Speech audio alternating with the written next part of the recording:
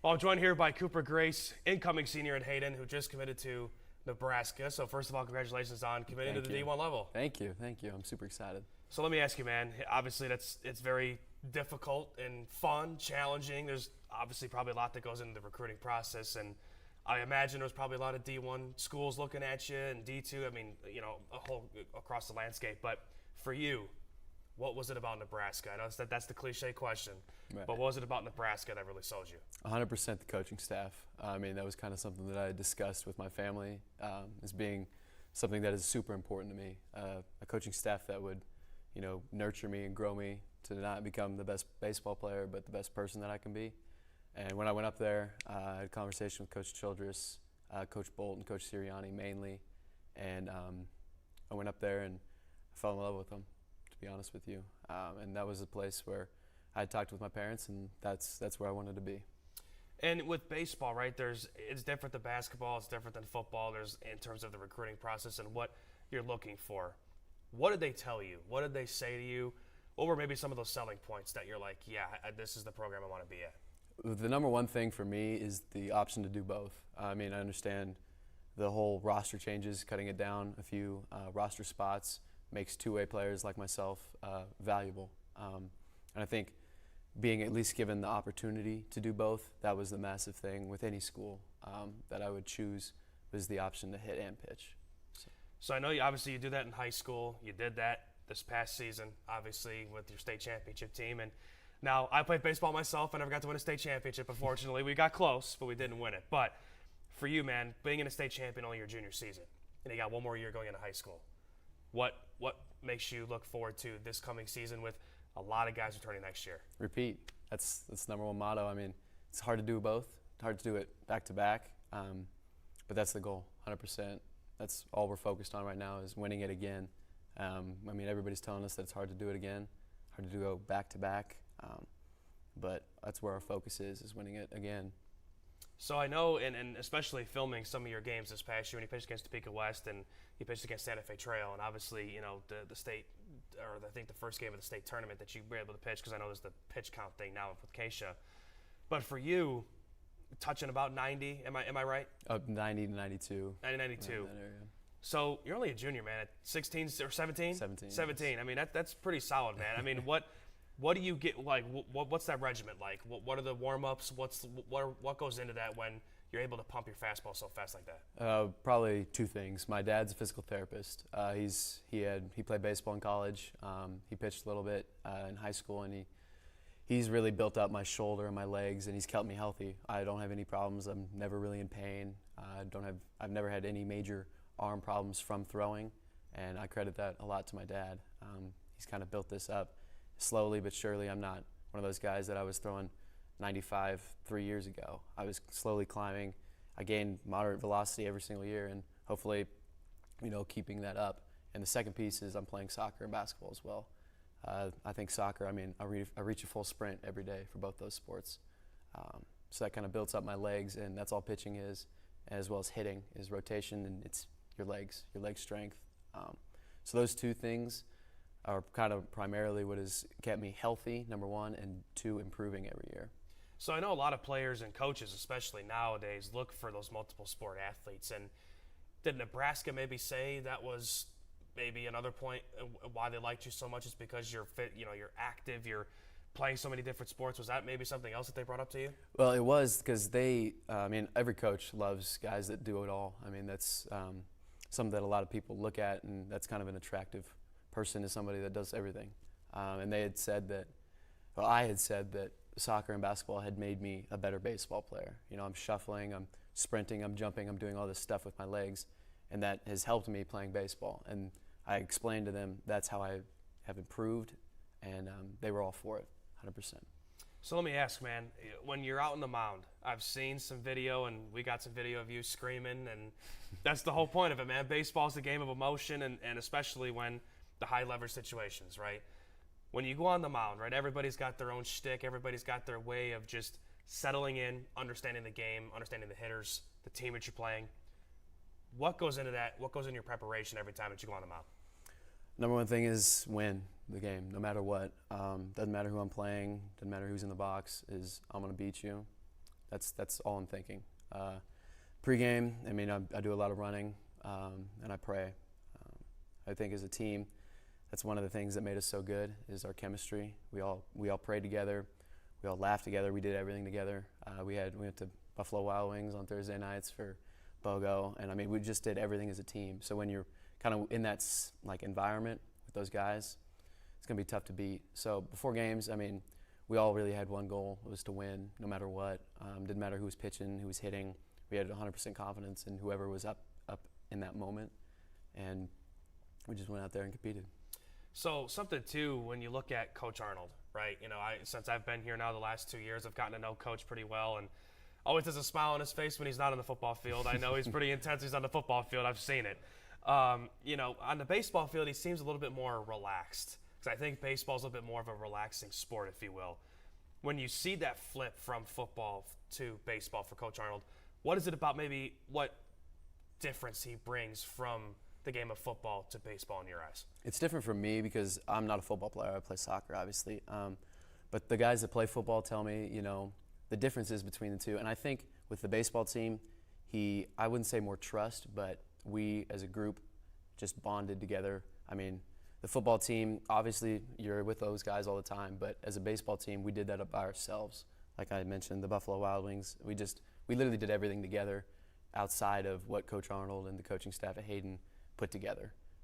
So, I mean, he kind of let us do our thing. Like he saw us winning and he saw us producing stuff, and he realized that, you know, he understands that we can control ourselves, that we're a mature enough team to handle ourselves, and ultimately he kind of gave us the reins to control our team and control our own destiny. So when it's a player-led program, coaches like to give the full reins to the players.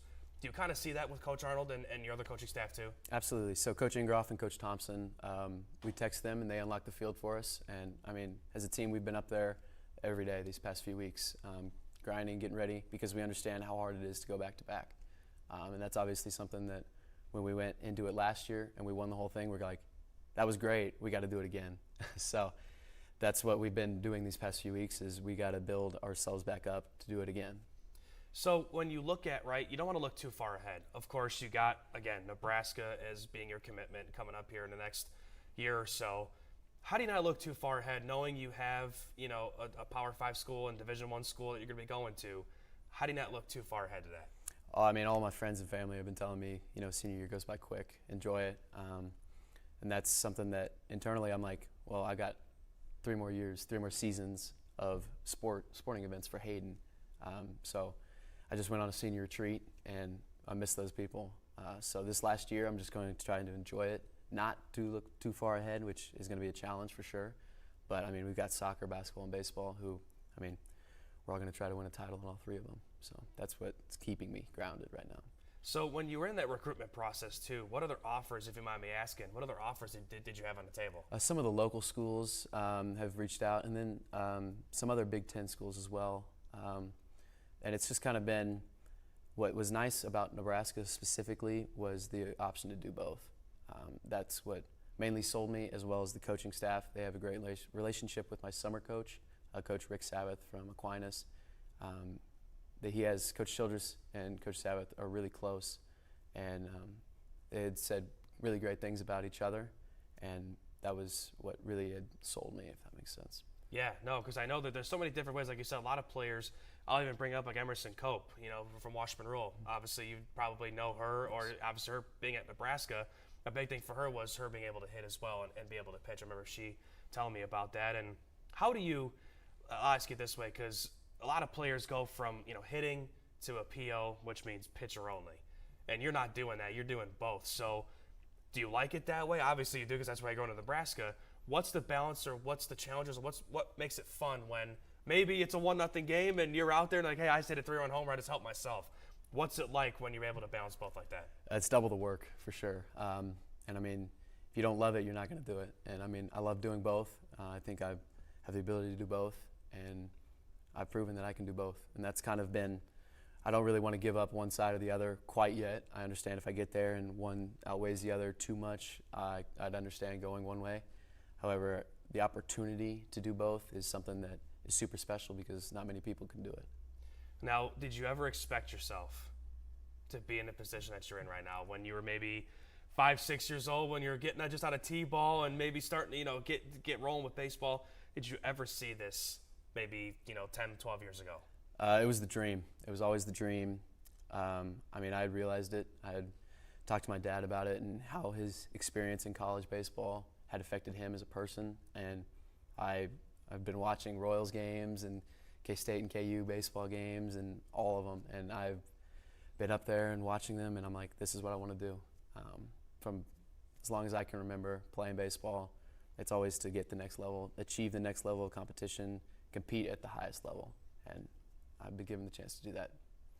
What makes baseball fun for you? There's so many different things. I know there's rituals. People brush their teeth before games. People have different socks. They wear different color. There's so many different things that you can think of in the game of baseball. What makes baseball fun for you? The competition, 100%. As a pitcher, I get the chance to control the game either way. I feel like in basketball, you can only take so many shots. In baseball, as a pitcher, at least, you control the outcome of the other team's offensive capabilities. As a batter, you really only get four at-bats. But as a pitcher, the competition and the ability to control your own destiny, that's what makes it fun, is the competition. Now, if people in the Hayden community don't even know who you are, which I doubt they don't know who you are, but I'll say it this way. If they don't know who you are as a baseball player, how would you describe yourself as a baseball player when you step on the field, or even in the Nebraska community? How would you describe yourself as a baseball player? I would say I'm a guy that works hard, a guy that's going to come into work every day and get my work done. I talked to a guy from Washington Rural, Robbie Bolin.